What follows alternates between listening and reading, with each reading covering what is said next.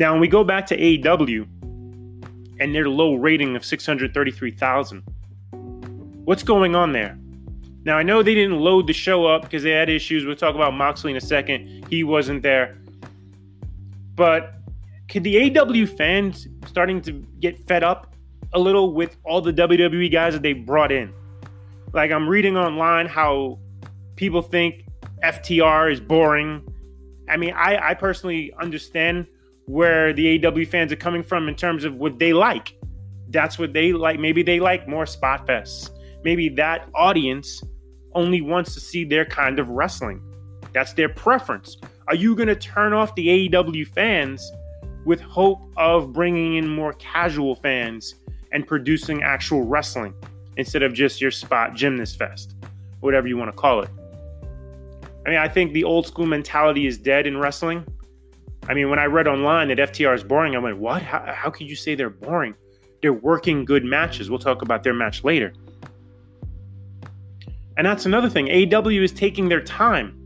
Now, you could talk about the ratings drop, but not everybody was on the show again.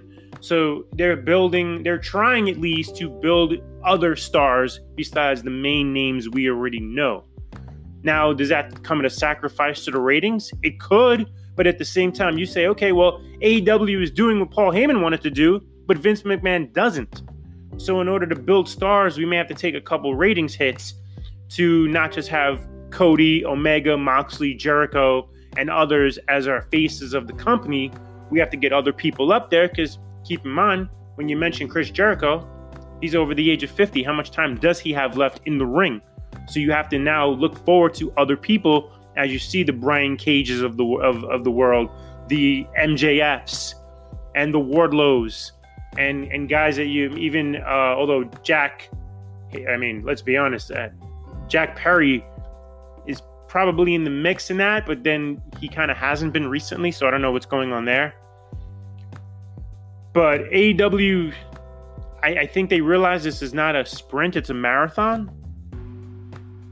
But at the same time, when do they continue? If, let's say this is not an aberration and NXT starts to win the ratings consistently and the numbers keep dropping, does AEW then panic? Do they panic and then say, oh, well, we got to go in another direction. We got to get our main guys out there. Goodbye to everybody else. I don't know. Time will tell. And again, pressure will come from TNT if that is the case. I don't think Tony Khan's going to make that call unless TNT is saying, okay, these numbers are unacceptable.